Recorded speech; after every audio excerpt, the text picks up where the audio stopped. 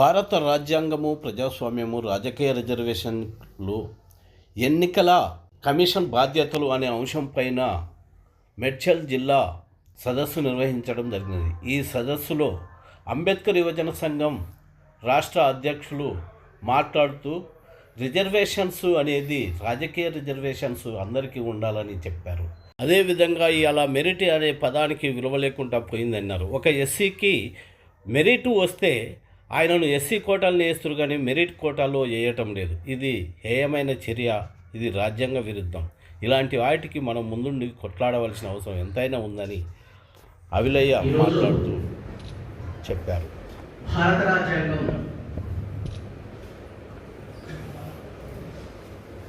మనకు దూరం చేయడానికి, రాజ్యాంగాన్ని నిర్వీర్యం చేయడానికి కేంద్రంలో ఉన్న ఎప్పటి ఉన్న ప్రభుత్వం కావచ్చు,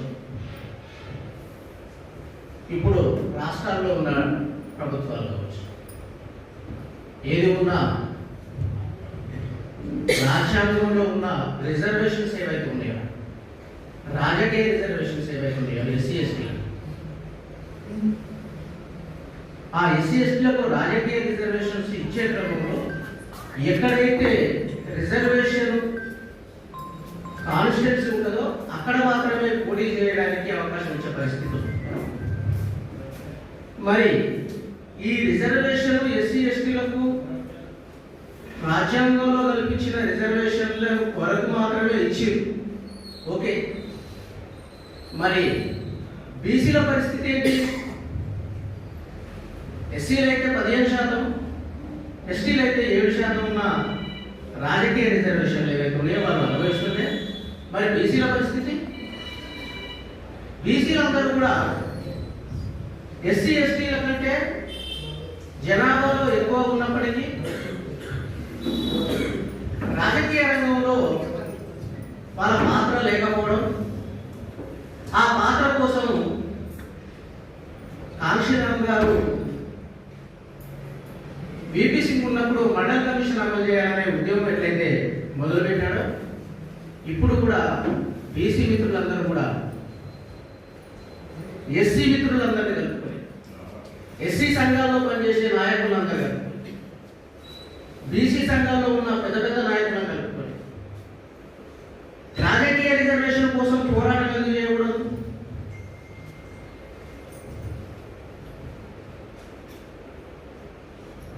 పార్లమెంట్లో మొన్నటికి మొన్న అగ్రవర్ణాలకు 10% రిజర్వేషన్ ఇచ్చారు. అది ఎవరన్నా అడిగిరా? అడగలేదు. అడగకుండా రిజర్వేషన్ ఇచ్చారు కదా. అడగకుండా అక్కడ ఉన్న ప్రభుత్వం ఎవరైతే ఉన్నారో అగ్రవర్ణాలకు సంబంధించినటువంటి నాయకుడు ఉన్నాడు కాబట్టి వాళ్ళకు అనుకూలంగా చట్టసభలో బిల్లు పెట్టుకొని రిజర్వేషన్ తీసుకోవడం జరిగింది. మరి మనమందరం ఉన్న 85% ఉన్న జనాభాలందరూ కూడా ఎస్సీ ఎస్టీ బీసీ మైనారిటీలు అందరూ కూడా మన ఓట్లన్నింటినీ ఒక దగ్గర జోడించాలనే ఆలోచన ఎందుకు లేదు?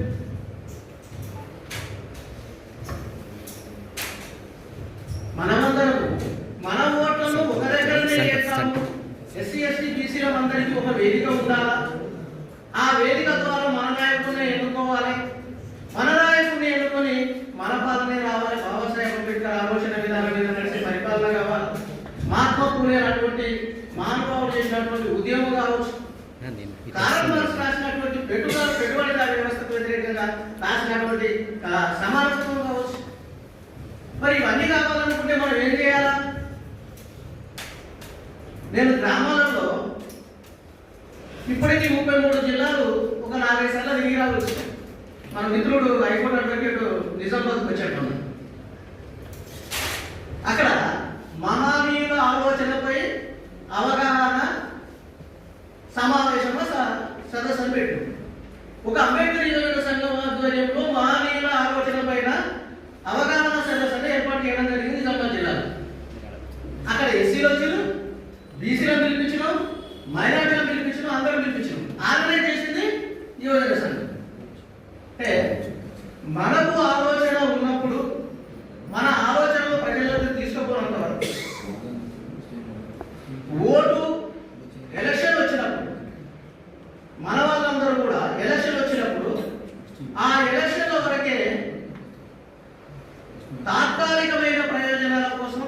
ఆ ఎలక్షన్ వరకు ఆయన లీడర్షిప్ చేసేంత వరకు ఆయన దగ్గర కొంత అమౌంట్ పెట్టి ఈ గ్రామాల్లో ఈ వార్డులో చూసుకోమన్నంత వరకు అప్పటికే మనం పెద్ద లీడర్ అయిపోయినాం. అక్కడ వాళ్ళు ఇచ్చినటువంటి ముష్టి డబ్బులను మంచి మనవాద పార్టీలను అంబేద్కర్ ఆలోచన విధానానికి వ్యతిరేకంగా ఉన్నటువంటి నాయకులను ఎన్నిక చేసి ఈరోజు మళ్ళీ మనకు హక్కులు కావాలని అడుగుతున్న క్రమం ఈరోజు మన ముందు కనపడుతుంది. ఈ హక్కులన్నీ ఎట్లా రావాలన్నాడు?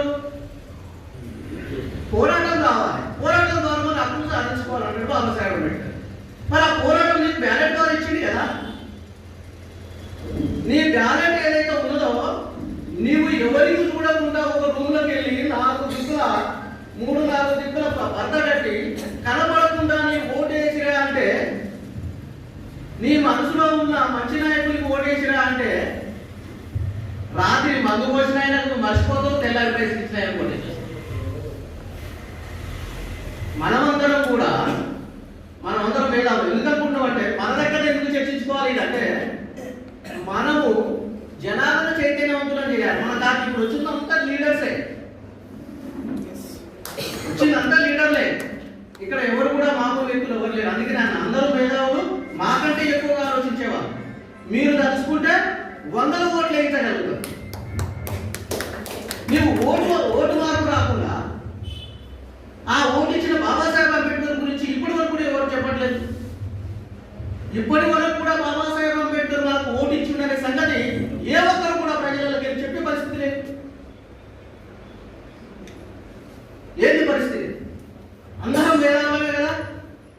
మరి ఎడిపోతుంది మన ఓటు, ఎక్కడ పోతుంది, మన హక్కులు ఎక్కడ పోతున్నాయి, మనం ఎవరి కోసం ఆలోచన చేస్తున్నాం?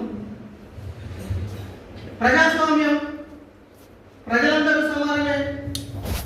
పాలకుడు వేరేవాడైనా కాబట్టి ప్రజాస్వామ్యాన్ని ఎందుకు కాపాడతాడు?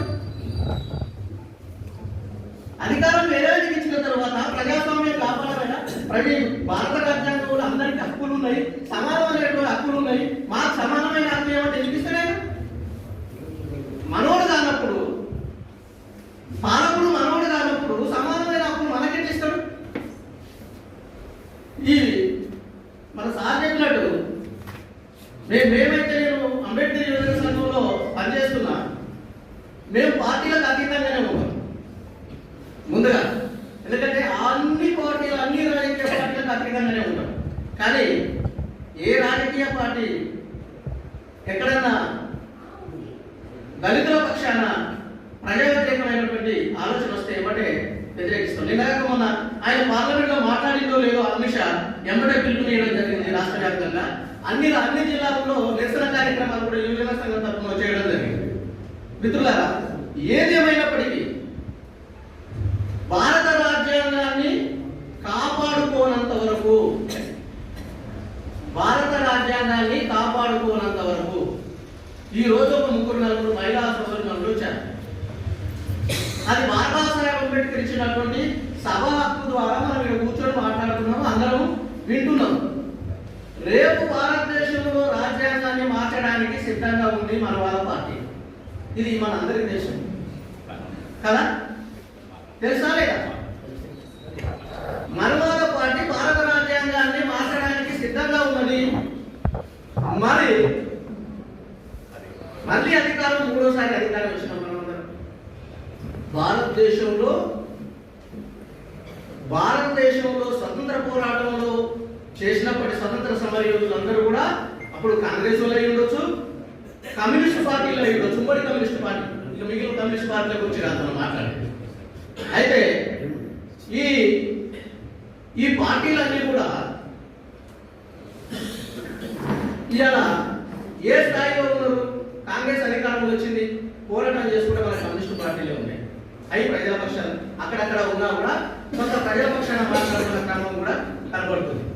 కానీ ఓటు రాజకీయం చేయనంత వరకు, ఓటర్లు చైతన్యవంతం చేయనంత వరకు, అందులో ఎస్సీలను ఇప్పుడు పూలే గారిని పెట్టింది కాబట్టి బీసీలను కలుపుకొని రాజ్యాధికారం వైపు ఓటు చైతన్య కార్యక్రమాలు చేయకుండా, మీటింగ్లు పెట్టకుండా మనం ఎక్కడ కూడా సక్సెస్ కామనే విషయం మీ అందరికీ కూడా గుర్తు చేస్తుంది. రాజ్యాంగాన్ని మేము అమలు చేస్తున్నామని చెప్తూనే ఇక్కడ రాష్ట్రాలల్లో మనకు రావాల్సిన ఇంకా పూర్తిగా ఇవ్వడం లేదన్న విషయం గుర్తుంచుకోవాల్సిన అవసరం ఉంది. నేను కాక మన టీచర్ ఉద్యోగాలు దగ్గర ఒక మిత్రుడు సిద్దిపేట నుండి వచ్చాడు. ఉద్యోగం వస్తే ఆర్ఆర్ మెరిట్ వచ్చిన అభ్యర్థిని జనరల్ సీట్గా తీసుకోపోవాలి, ఎస్సీ కానీ ఎస్టీ కానీ బీసీ కానీ. ఆయన తీసుకోపోకుండా మెరిట్ వచ్చిన మూడో వ్యక్తిని తీసుకొచ్చి కింద వదిలేస్తే మరి అక్రమాల వారికి తక్కువ మార్కులు వచ్చిన ఇచ్చారు సిద్దిపేట జిల్లాలో. అంటే ఇక్కడ భారత